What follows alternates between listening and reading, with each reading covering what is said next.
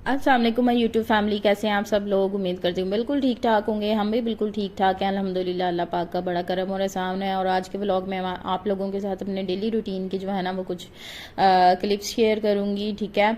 तो ये ना मेरी कुछ चीज़ें मैंने मंगवाई थी और मेरे ना हस्बैंड ही लेके आए थे। मैं जो है ना वो खुद नहीं साथ गई थी, बल्कि मुझे पता भी नहीं था कि वो उन्होंने ना लेके आनी है।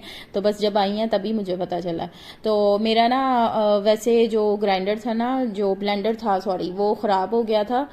उसका जो जग था ना वो एक्चुअली उसका जग टूट गया। और ना जग हमारे ना यहाँ सिटी से ना पूरे शहर से कहीं से नहीं जग मिला ना, बहुत ज़्यादा उसको ढूंढा। तो अब वो मशीन जो है ना, खाली मशीन तो मेरे लिए बेकार थी।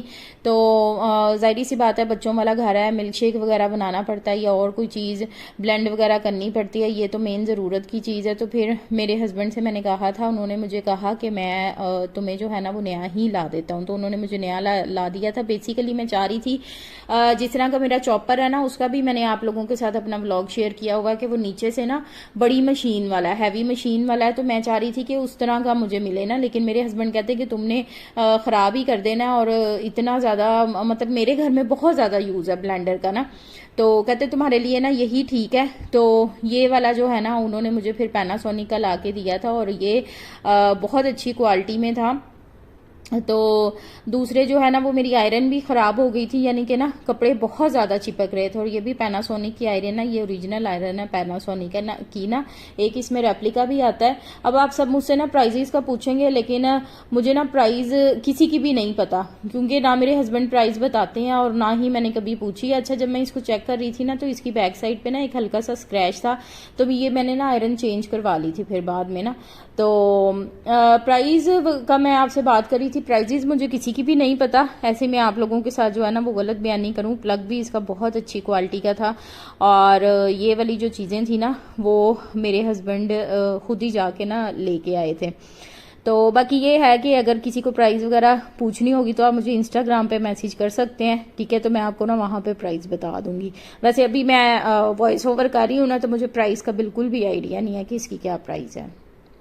और जैनब के काम देख लें, जैनब जो है ना बलून फुला रही थी और इसने ना अपना पूरा गुर्दों का, पित्ते का पूरा जोर लगाया हुआ था, पूरा पेट का जोर लगा लगा के ना बलून फुला रही थी। इसको ना बेसिकली मैं बलून देती नहीं हूँ, क्योंकि एक दफ़ा ना इस तरह हो चुका है कि इसके ना इसी तरह फुलाते फुलाते ना बलून, वो छोटा बलून था तो वो इसके ना गले में चला गया था और फंस गया था। तब से जो है ना वो बहुत ज़्यादा मैं और मेरे हस्बैंड डरे हुए हैं। इस वजह से ना बच्चों को तो देने ही नहीं बलून चाहिए ना, और छोटे तो खास कर। और इस टाइम जो है ना वो मेरी बड़ी सख्त किस्म की जो है ना वो डाइट चल रही है। और मेरे हस्बैंड मेरे सामने बैठ के ना केक रस और चाय पी रहे थे। चाय तो आप लोगों को पता है मैं पीती नहीं हूँ। तो केक रस जो है ना वो ज़ाहिर सी बात है सबको ही पसंद होते हैं, मुझे भी पसंद है। मेरा बड़ा दिल चाह रहा था, लेकिन मैंने अपने ऊपर इतना कंट्रोल किया और बड़ा जबर करके ना मैंने केक रस खाने से ना खुद को रोका है। और मैं जैनब से कह रही थी कि आप जो है ना आप भी कुछ खा लो। बस इसने अभी शवारमा खाया था, मैंने खैर एक लेग पीस खाया था, वो भी स्टीम वाला। तो वो मैंने अपने आप लोगों के साथ अपना क्लिप शेयर नहीं किया। फिर आप लोगों ने कहना क्या हर टाइम ना खाने पीने के क्लिप शेयर करती रहती, लेकिन आजकल मैंने ना अपनी खाने पीने की ना रूटीन बड़ी कम की हुई है, मतलब कि ऑलमोस्ट ख़त्म ही की हुई है। तो अभी मैं यहाँ पे बनाने लगी थी ग्रीन टी। रात का ना तकरीबन 11:30 बजे का टाइम था। और गैस तो जाहिर सी बात है इस टाइम होती नहीं, 9 बजे वैसे ही गैस चली जाती है। तो ये हमने ना एक छोटा चूल्हा रखा हुआ, आप लोगों को पता है कि पिछले व्लॉग्स में भी मैंने अपने शेयर किया काफ़ी दफ़ा। तो सिलेंडर वाला चूल्हा तो ये बहुत ही कन्वीनियंट है। मतलब कि मुझे ना सिलेंडर से डर बहुत लगता है, तो मेरे हस्बैंड ने ना मुझे इस तरह का ये चूल्हा और छोटा सा सिलेंडर ला के दिया, ताकि ना मैं, वो बहुत सेफ है, ताकि ना मैं उससे ना डरूँ ना। तो ग्रीन टी जो है ना वो बेसिकली मेरी शुरू से ही आदत है, मैं बहुत पीती हूँ ग्रीन टी। ये ज़्यादा भी नहीं पीनी चाहिए, बस हफ्ते एक दिन में ना 2 बार पीनी चाहिए। तो मैं एक दिन में 2 बार ही पीती हूँ, 2 या 3 बार पीनी चाहिए, इससे ज़्यादा नहीं पीनी चाहिए। तो मैं एक दिन में 2 बार ही पीती हूँ।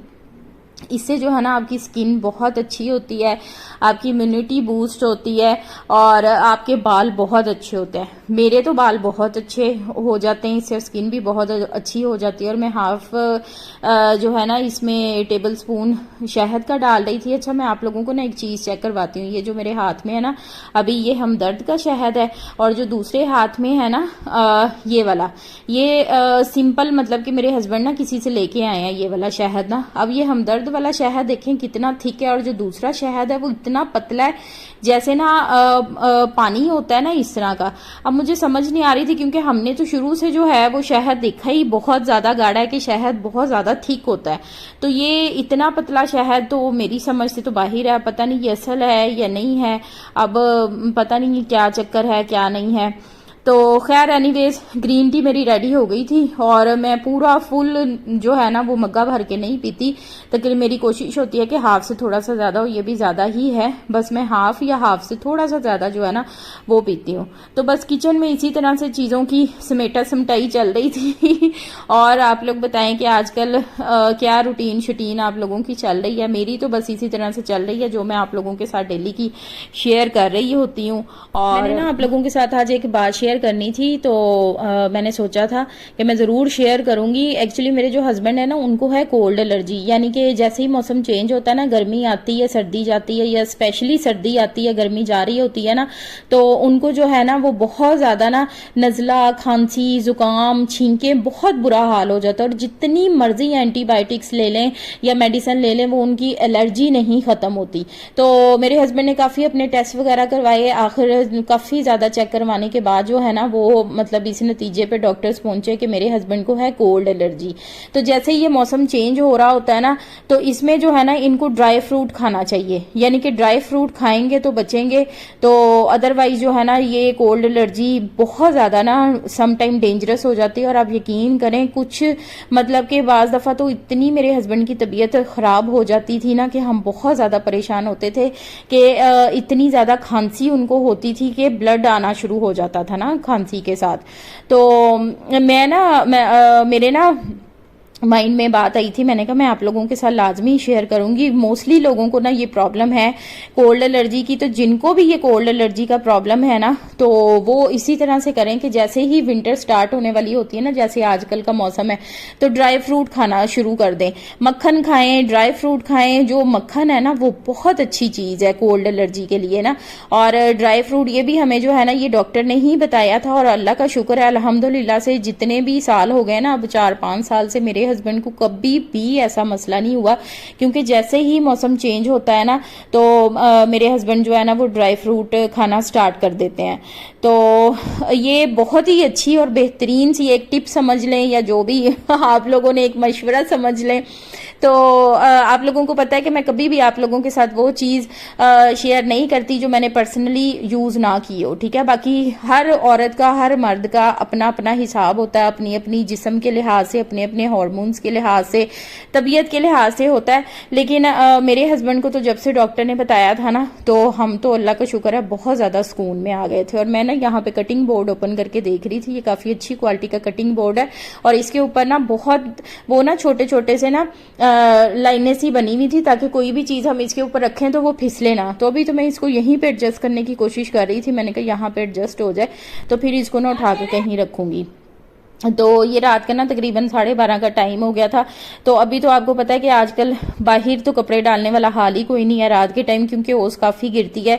तो बच्चों के यूनिफॉर्म वगैरह धोए होते हैं ना मैंने, तो ये ऑलमोस्ट ड्राई ही होते हैं, ये आपको नज़र भी आ रहा होगा, थोड़े थोड़े से बस गीले होते हैं। तो ये मैंने ना इसी तरह से फिर सोफ़ों पर ही डाल देती हूँ, ताकि सुबह ना बच्चों को यूनिफॉर्म जो है ना वो पहनने में आसानी हो। अगर मैं बाहर मतलब कि डालूंगी ना, अगर मैं टेरेस में मतलब के छत के नीचे भी डालूंगी ना टेरेस में, तो फिर भी नहीं ये ड्राई होते। मैं अंदर डाल देती हूँ, फिर ये सूख जाते हैं, अल्लाह का शुक्र है। अच्छा, कल मैं ना अपने YouTube के ना एनालिटिक्स चेक कर रही थी, तो उसमें जिन लोगों ने मेरी वीडियो वॉच की थी ना, उसमें 92% ना मेरे अनसब्सक्राइबर थे, यानी कि वो लोग थे जिन्होंने मुझे सब्सक्राइब नहीं किया हुआ। यार एक सेकंड लगता है सब्सक्राइब करने में।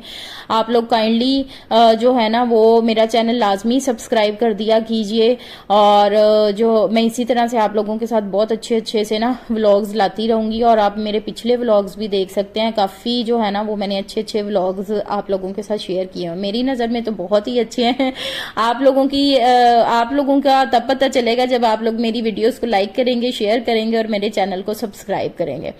ठीक है। और बच्चों की सॉक्स जो है ना, ये मैं यहाँ पे डाल देती हूँ, यहाँ पे इजीली सूख जाती हैं, तो अगर मैं इनको सोफे वगैरह पे डालूँ ना तो वहाँ पे ये ड्राई नहीं होती, यहाँ पे इनको हवा लगती है और ये आराम से जो है ना यहाँ पे सूख जाती हैं। तो ये था जी मेरा आज का व्लॉग। आई होप कि आपको अच्छा लगा होगा। अच्छा लगा तो काइंडली प्लीज मेरे चैनल को सब्सक्राइब कर दें। विदाउट सब्सक्राइब किए आप वीडियो ना देखा करें, चैनल को सब्सक्राइब लाजमी किया करें। ठीक है जी, अपना बहुत सारा ख्याल रखिएगा, दुआ में याद रखिएगा। अल्लाह हाफिज।